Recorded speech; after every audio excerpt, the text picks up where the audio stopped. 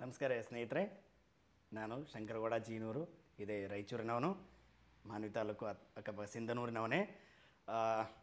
ಇವತ್ತು ಒಂದು ವಿಷಯ ತೊಗೊಂಡು ಬಂದಿದ್ದೆ, ನಿಮ್ಮ ಮುಂದೆ ಶೇರ್ ಮಾಡ್ಕೋಬೇಕು ಅಂತೇಳಿ. ಎಜುಕೇಷನ್ ರಿಲೇಟೆಡ್, ಶಿಕ್ಷಣದ ಬಗ್ಗೆ.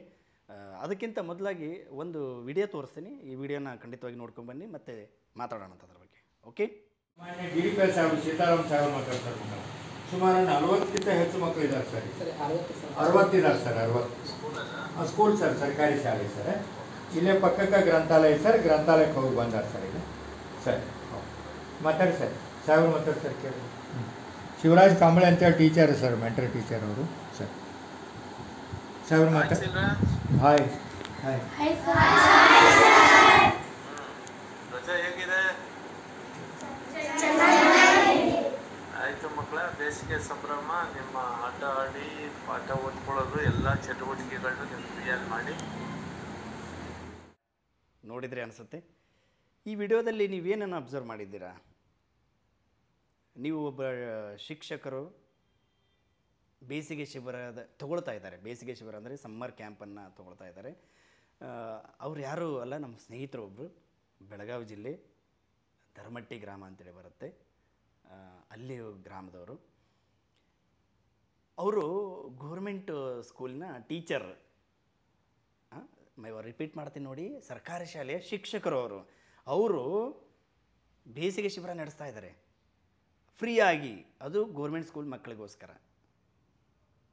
ನೋಡಿ ಎಷ್ಟು ಖುಷಿಯಾಗುತ್ತೆ ಅಂತಂದರೆ, ಇತ್ತೀಚಿನ ದಿನಗಳಲ್ಲಿ ಶಿಕ್ಷಕರಿಗೆ ವೆಕೇಷನ್ ಬಂದು, ಈಗ ವೆಕೇಷನ್ ಟೈಮ್ ಇದು, ವೆಕೇಷನ್ ಬಂತು, ಹಾಲಿಡೇ ಸಿಕ್ತು ಅಂದರೆ ಸಾಕು, ಎಂಜಾಯ್ಮೆಂಟು, ಎಂಟರ್ಟೈನ್ಮೆಂಟು, ಅಲ್ಲಿ ಸುತ್ತಾಡ್ಕೊಂಬರೋದು, ಇಲ್ಲಿ ಸುತ್ತಾಡ್ಕೊಂಬರೋದು ಅಂತ ಎಲ್ಲ ಕಡೆ ಓಡಾಡ್ಕೊಂಬರ್ತಾರೆ. ಈವನ್ ಅದು ಬಿಡಿ, ರೆಗ್ಯುಲರ್ ಟೈಮಲ್ಲೇ ಏನು ಎಕ್ಸ್ಟ್ರಾ ಹೇಳೋಕೆ ಒದ್ದಾಡ್ತಾರೆ. ಅಂಥದ್ರಲ್ಲಿ ಇವರು ವೆಕೇಷನ್ ಟೈಮಲ್ಲಿ ಮಕ್ಕಳಿಗೆ ಎಕ್ಸ್ಟ್ರಾ ಕಲಿಸ್ತಾ ಇದ್ದಾರೆ.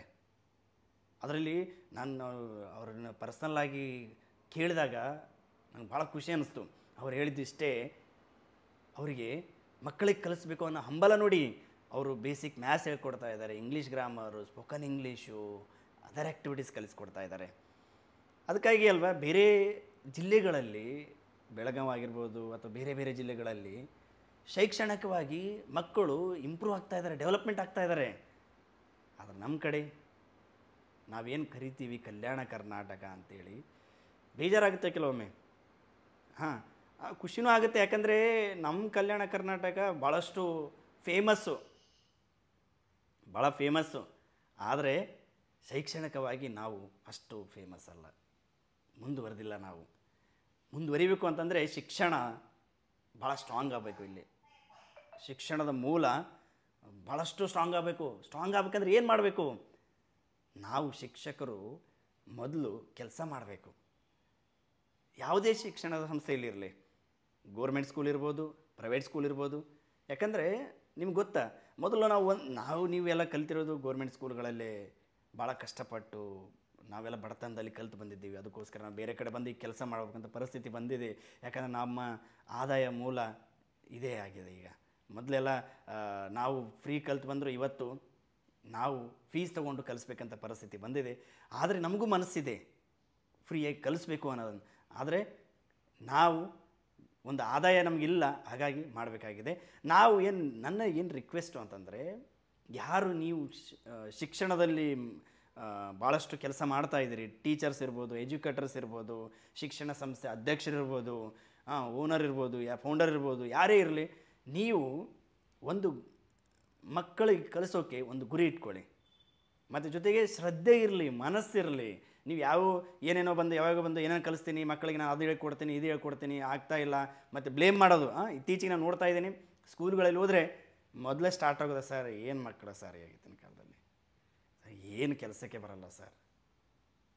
ಅಲ್ರಿ ಮಕ್ಕಳವರು, ನಾವು ಹಂಗೆ ಇದ್ವಿ. ಆದರೆ ನಮ್ಮ ಶಿಕ್ಷಕರು ಅವರು ಭಾಳ ಮಕ್ಕಳಂತೆ ನಮ್ಮ ನೋಡ್ಕೊಳ್ತಾ ಇದ್ರು, ಹೊಡಿತಾ ಇದ್ರು, ಬಡಿತಾ ಇದ್ರು. ಆದರೆ ಈಗ ಅಲ್ಲೋ ಇಲ್ಲ, ಏನು ಮಾಡೋಕ್ಕಾಗಲ್ಲ.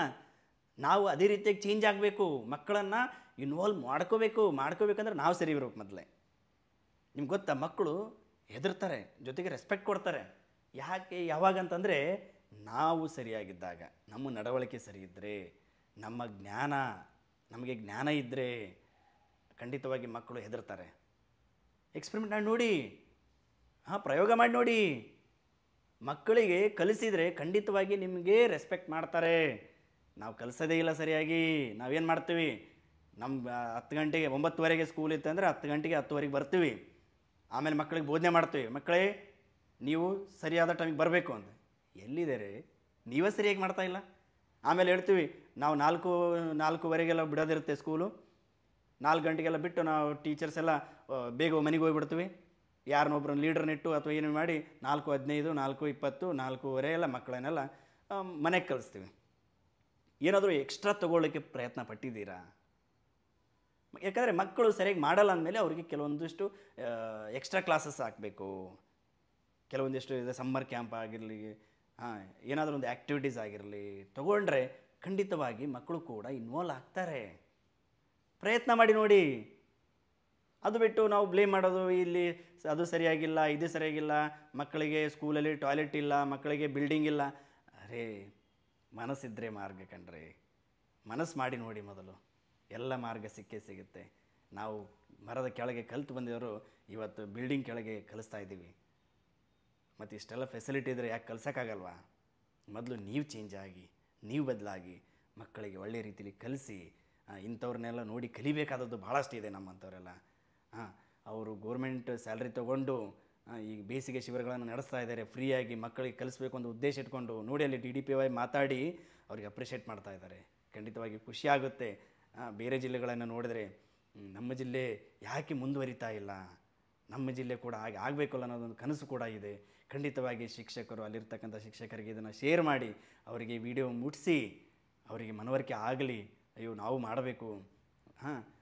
ಈ ವಿಡಿಯೋನ ಆದಷ್ಟು ಬೇಗ ಆದಷ್ಟು ಜನರಿಗೆ ಶೇರ್ ಮಾಡಿ. ಧನ್ಯವಾದಗಳು.